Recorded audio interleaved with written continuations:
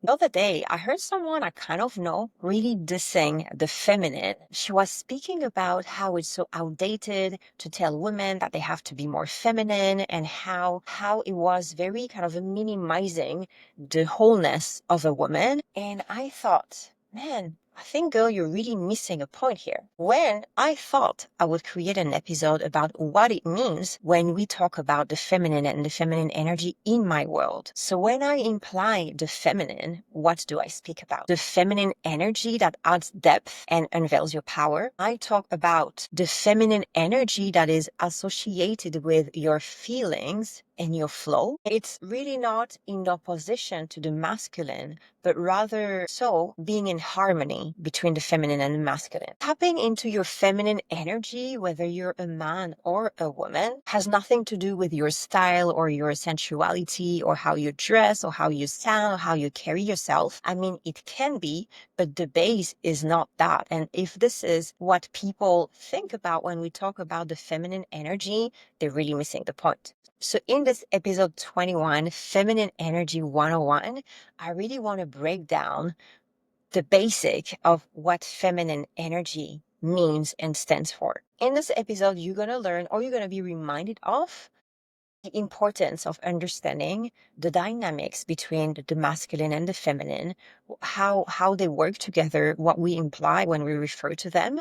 And by the end of this episode, you'll have a lot more clarity of what it means to live with having both, with the ability to tap into both, and to live a life that I would say is more complete and more in alignment. If you are new here, my name is Joëlle. I am a feminine embodiment coach, and what I love the most is to guide my client into finding more clarity into who they are, into what they want, into what they so desire in life. And by going into this introspection, they get to learn a lot more about themselves. They get to love themselves more. And the result of that is that they dare to be them more. It's really about being a master at being yourself and to go full on with that energy. And so today I want to focus on the art of being into your feminine, or more so, first of all, what it is about. So now my question to you would be, when I say feminine, what comes to your mind? Do you see flowy dress and long wavy hair? Do you see red lipstick and high heels? Do you hear a specific type of music? Do you sense or smell a specific scent? Is it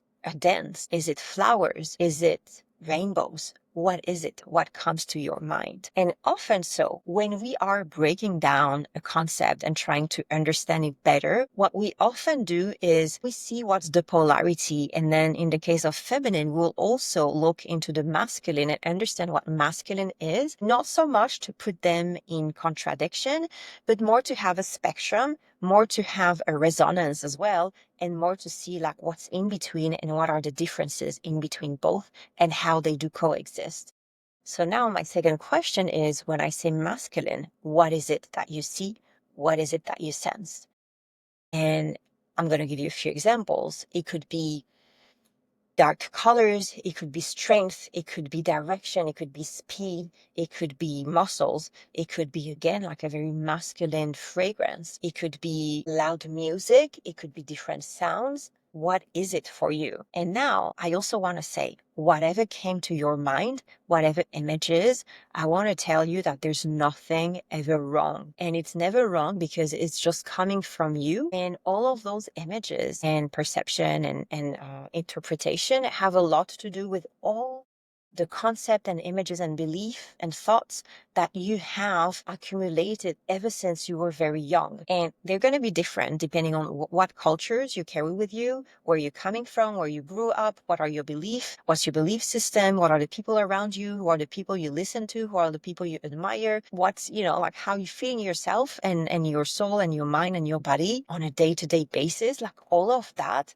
is going to have an influence on your answers. And again, there's nothing wrong. It's just being curious of what they have and what they carry within them. And so added to whatever images came to you, I'd like to add a few layers to it, or maybe just remind you of those if you are already quite well versed into the art of the feminine and the masculine and understanding what they are. So some other images we can have are the moon and the sun, the moon being the feminine, the sun being the masculine, Shiva and Shakti, the water and its container, the sense and the direction, the creation and the awareness. These are also different ways of seeing and approaching the feminine and the masculine. And again, there's not one that's better than the other. And honestly, in my work, there's no hierarchy. It's just giving yourself the kind of the distance to understand all of the things that exist when we talk about the feminine and the masculine. So there's no judgment, no superiority, and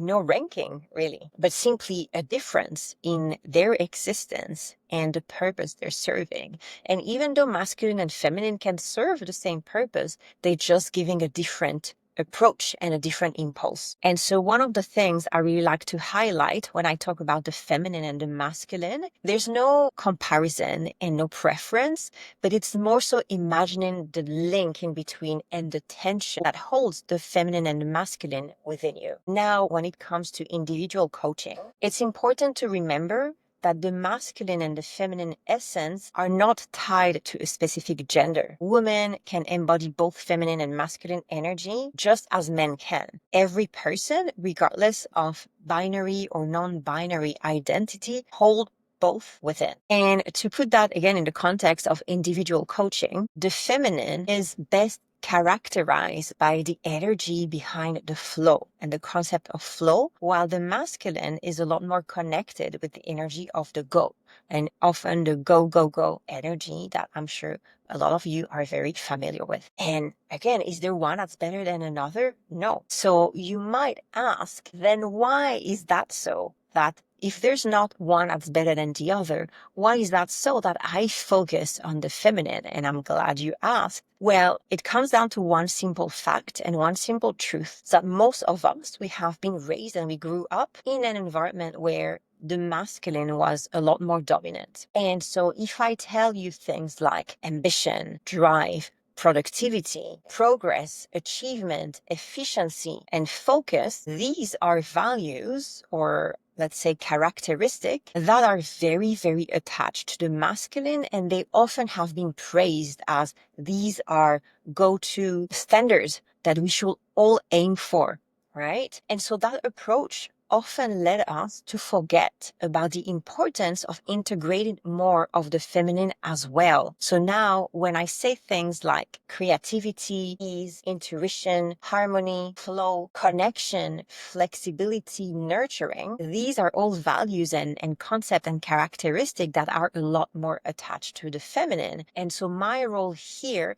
is to remind you of the importance of those, again, not because they're superior or better, just because a lot of us have forgotten them or are not seeing them as important standards or as the more masculine standards. And I'm pretty sure you have a lot of knowledge around the go energy and perhaps a bit less around the flow. Now, to make it more tangible to you, I want to take an example, and it's an example from one of my clients. We just had a session yesterday, and I think it's a great example to illustrate the importance of having both the masculine and the feminine energy in everything that you do.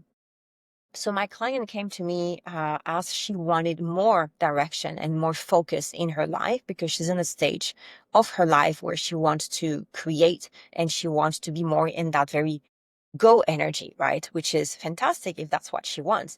But then she shared with me that every time she was putting herself into that mode, into this very focus driven, determined mode, she would very quickly back off. And that's something that has been repeating for quite a bit. So when we got to explore that, what my client came to realize is that, oh, she has this kind of more ingrained belief that the masculine is very structured and very constricted and constricting as well to her, that she had this impression and this sensation, maybe her lived experience, that putting structure into her life will lead her to losing her creativity, will lead her to putting too much barriers around her, and this would fuck up with her flow. And it's all a very valid, way of seeing things. If this is what has been happening in your life, obviously, this is how your mechanism is going to reply, like your whole being is going to be in this kind of defense mechanics, because if you want to get creative and in your flow, and if you think that structure is going to stop you from doing that, then of course you're going to freeze and you might relate or not to the situation. And so when she was putting herself into this very masculine mode, she kind of forgot about the feminine, and she found herself out of balance. On the other hand, on some days, and that's valid for a lot of people, when there are some days when you're like, okay, I don't want a structure, I just want to be in flow, and so much so in your feminine that if you're lacking the structure at that point, it's going to soon become chaotic. So where's the sweet in between when you feel it's too much, when you feel it's too rigid, when you feel it's too restrictive, or when you feel that it's too chaotic, I'm not getting to the point, like I'm doing these things and I'm getting busy and I have the impression I'm doing so much, but it is not giving me, is not getting me anywhere. Where is the right balance? And depending on one individual, from an individual to another, balance is going to be very different or have a different form. So it's for you to get curious about what balance looks like for you. Where does it feel right? Where does it feel too much of or not enough of? This is for you to assess and turn inwards and really ask yourself this question, because only you have the answer. But to go back into my client's situation, it was really about turning back into that softness and reframing what structure meant to her, and having the word devotion replace the word discipline, which to her had this kind of negative attachment to it, really help her reshape it and approach it with a lot more ease and with a lot more flow, because now it wasn't about, oh, I have to show up, I have to do this, I have all these things to do and I have to cross stuff on my to-do list. Going from there to, I get to be creative and in flow within a specific framework that's just allowing me not to lose my focus. And this shift makes a huge difference. I don't know if you can sense it, if you can feel it, if you can relate to it, but this is where understanding the feminine and integrating the feminine back into a very masculine approach can help you have more depth, have more sense, have more purpose, and have more easiness and flow. I have another quick example. So this time is not a client, but with a friend of mine, where we're having a conversation where she felt very overwhelmed currently with her business because she got very busy and she was feeling, this sense of, being overwhelmed, let's say. And she was feeling a lot of resentment at some point towards her business because she felt it was pulling her away from her time with her family. And so I was asking her different questions, one being, why are you doing all what you're doing in your business? And her answer was around success. And in her reply, I sensed that success to her was still was a concept that was really shifting from her previous understanding of success, from maybe a more, let's say, traditional way of seeing it, to what it really meant to her. And the reason why she started her business in the first place was to be able to have more free time, not to be tied to a schedule imposed to her by her boss or her company, but it was more so to have the freedom to work. Yes, to work hard at some point, but to also work on her own terms so she can have some time to spend with her family. And so in that moment, and in that point of her life, she felt that she was not accessing that, and that's where the frustration came from.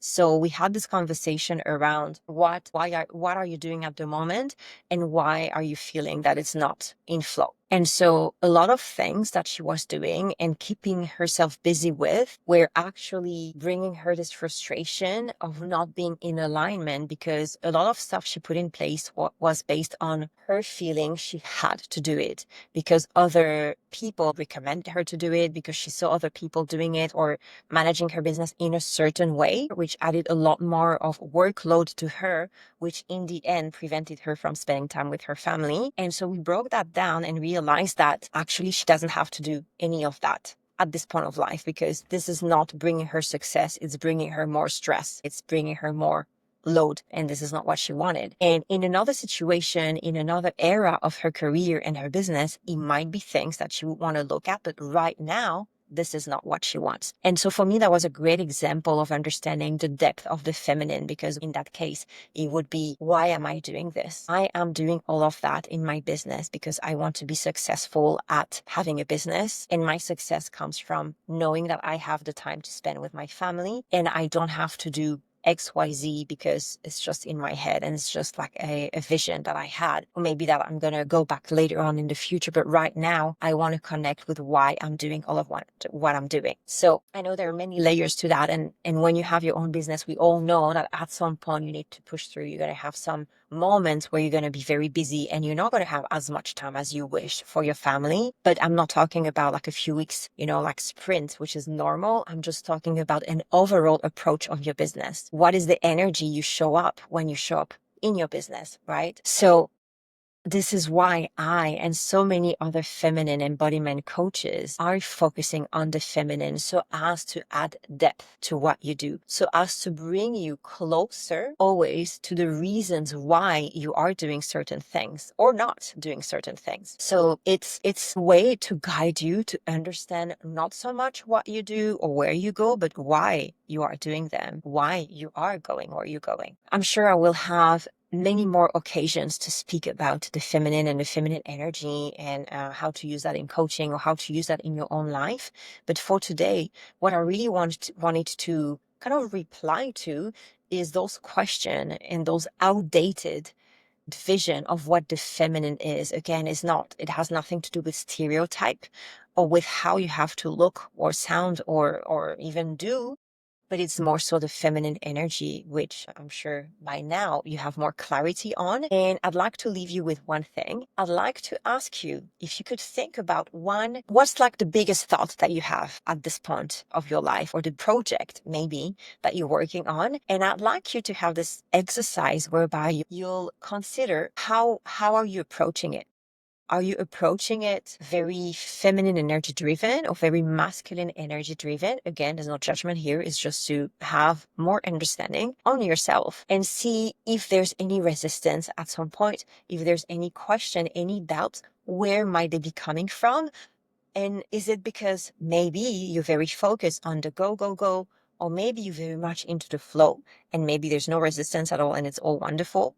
But maybe, like having this question about where do you stand in this dance between the feminine and the masculine, and where do you feel, if you feel so, that you could perhaps work or inquire a little bit more on. Where is the feminine lacking? Where's the masculine lacking or overpowering?